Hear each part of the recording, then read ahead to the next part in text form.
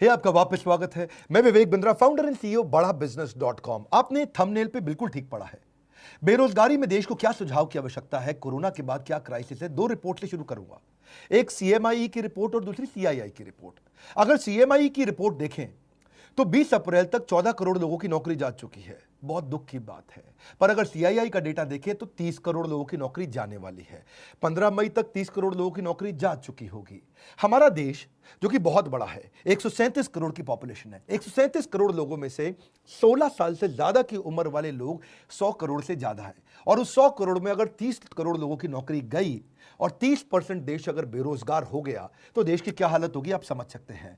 जिस बेचारे की अच्छी नौकरी गई है, बड़ी नौकरी गई है, उसको पहले तो इनकम लॉस हो गया। इनकम लॉस का मतलब क्या है? इनकम वो नहीं होती जो आ रही है, इनकम उसकी सेविंग भी होती है और साथ में उसकी डैमेज टू क्रेडिट रेटिंग, यानी कि अब बेचारे को लोन भी नहीं मिलेगा कहीं से क्योंकि क्रेडिट रेटिंग खत्म हो जाती है। अगर उसका बेचारे के पास कोई बेनिफिट था, ध्यान से समझिए, उसको कोई रिटायरमेंट का बेनिफिट था, ईएसआई का बेनिफिट था, पीएफ का बेनिफिट था, वो खत्म हो गया। एक गरीब आदमी अस्पताल में जाके ईएसआई पीएफ के कारण फ्री में इलाज करा सकता था, वो भी नहीं कर सकता। इंश्योरेंस का बेनिफिट खत्म हो गया। और अगर कोई बड़ी कंपनी में काम करता था तो बेचारे को जिम का, ट्यूशन रिम्बर्समेंट का, दूसरे रिम्बर्समेंट का बेनिफिट तो गया ही गया। सबसे बड़ी बात क्या है? उसको लॉस ऑफ करियर होगा। जो व्हाइट कॉलर जॉब होती है, पढ़े लिखे लोगों की जॉब होती है, अगर उनके रेज्यूमे के अंदर जो सीवी होता है उसमें अगर गैप आ जाए तो बेचारे को अगली जॉब में कन्विंस करने में बहुत दिक्कत आती है। हम भी महसूस करते हैं। कोई 2 साल घर पे खाली बैठा है और रेज्यूमे में दिखाता है मैं 2 साल से खाली बैठा हूं, तो लोग एक्सप्लॉइट करते हैं उसको। अगली जॉब बेचारे को कम तनख्वाह पे ज्वाइन करनी पड़ती है उसको, या फिर इंडस्ट्री पूरी तरह चेंज करनी पड़ जाती है। भाई पैसा चाहिए, कहीं भी नौकरी दे दो मुझको। अब उसके जो गैप है रेज्यूमे के कारण पूरा करियर मोमेंटम बर्बाद कर देता है। सबसे बड़ी बात क्या है? उसका फिजिकल और इमोशनल हेल्थ खत्म हो जाता है। आपको समझना पड़ेगा, वो होपलेसनेस, वो जो डिप्रेशन, वो जो वरी, एंग्जाइटी और फैमिली रिलेशनशिप का जो असर है बहुत बड़ा है। कितने डिप्रेशन के केस आएंगे उसका कोई अंदाजा नहीं है। अपने दोस्त में अमेरिका से मैं बात कर रहा था, बोले कई लोग अंदर से टूटेंगे जो अभी दिखेगा थोड़े दिनों बाद। इस समय तो केवल कोरोना कोविड हो रहा है। जब ये टूटे हुए लोग बाहर निकलेंगे क्या हाल होगा? ब्रोकन फैमिलीज सबसे ज्यादा इस समय दिखेंगी। One of the top most reason क्यों डिवोर्स हो रहे हैं, बेरोजगारी डिवोर्स के टॉप मोस्ट रीजंस को कंट्रीब्यूट करता है। और जब डिवोर्स हो जाता है तो जुवेनाइल डिलिंक्वेंसी, यानी कि छोटे बच्चे आपराधिक वारदात में घुसते हैं। जुवेनाइल डिलिंक्वेंसी का मतलब है 14 साल से कम उम्र का बच्चा भी कोई ना कोई चाकू, छुरी, गलत काम, चोरी चक्कारी में पड़ना शुरू हो जाता है। इसका कारण क्या है? कारण बाद में, असर क्या है?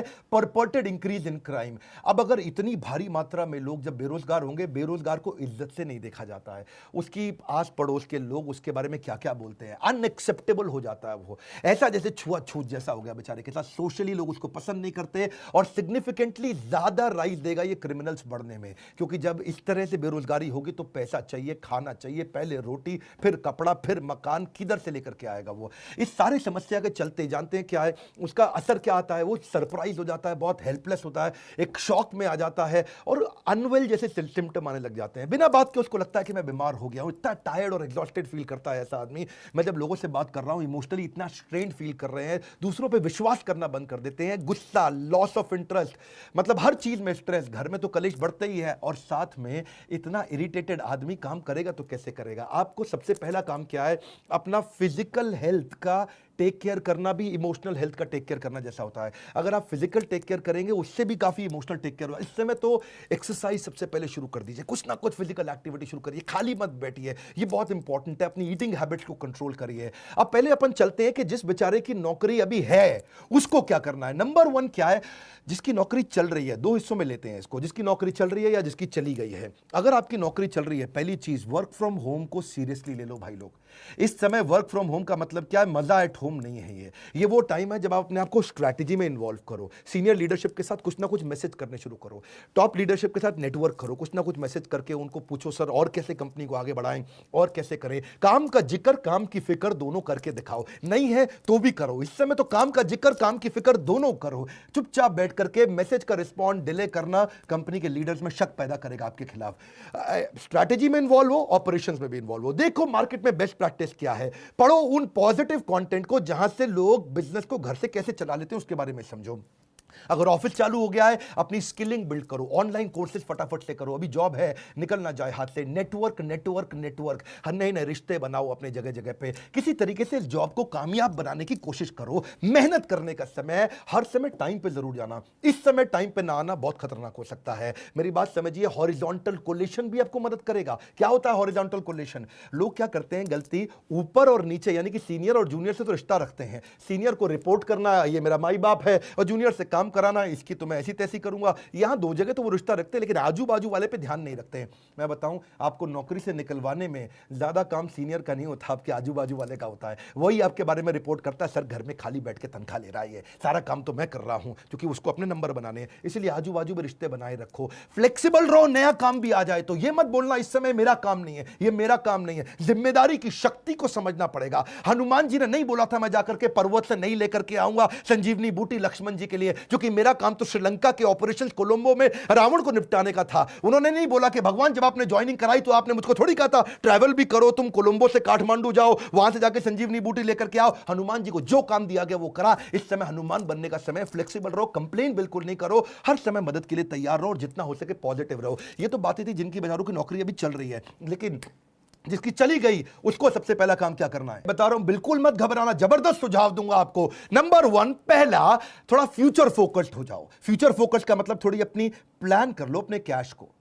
आज तक सेविंग अकाउंट में, एफडी में सब मिला के, गोल्ड सोना गहना मिला करके कितना पैसा आपके पास पड़ा है, और कौन से दोस्त और कौन से परिवार के लोग हैं वो कितनी मदद आपको कर पाएंगे, और उससे कैलकुलेट कर लो कितने महीने आप घर को आराम से चला लोगे। इससे आपको रोड मैप मिल जाएगा कि इतने दिन के अंदर नौकरी चाहिए ही चाहिए। अगर आपके पास 4 महीने का पैसा पड़ा है, बिल्कुल मत घबराना, बहुत है, 4 महीने के अंदर अंदर आप दोबारा जंप मार लेंगे। क्यों घबराते हो? कंफ्यूज नहीं होना। दूसरा, इतना पर्सनल मत ले लो उस नौकरी को जाने को, एक आंसू नहीं बहाना अगर नौकरी गई है, पर्सनल मत लो। आने वाले समय के अंदर जब वापस सारा लॉकडाउन खत्म होते ही बिजनेस चालू होंगे, लोगों को फिर जरूरत पड़ेगी अच्छे एम्प्लॉइज की, फिर मौका मिलेगा। Number 3, prioritize self care. क्यों बोल रहा हूं अपना ध्यान क्यों रखो आप? क्योंकि आप इस जहाज के कप्तान हो, आप हवाई जहाज के पायलट, समुद्री जहाज के कप्तान। अगर कप्तान को कुछ हुआ या पायलट को कुछ हुआ तो पूरा जहाज खराब होगा। परिवार के लिए सबसे पहले खुद का ध्यान रख लो, अपने आप को उठा लो इस समय। Number 4, surround yourself with positive people. अगर पॉजिटिव अंदर जाएगा तो पॉजिटिव बाहर आएगा, नेगेटिव अंदर जाएगा तो नेगेटिव बाहर आएगा। Good in good out, negative in negative out, positive in positive out, garbage in garbage out. कुछ भी अंदर गंदगी नहीं जाने देना इस समय। केवल positive video, positive audio, positive दोस्त, पावरफुल उन किताबों को, उन वीडियोस को देखो जो आपकी जिंदगी में आपको आगे बढ़ाएंगे।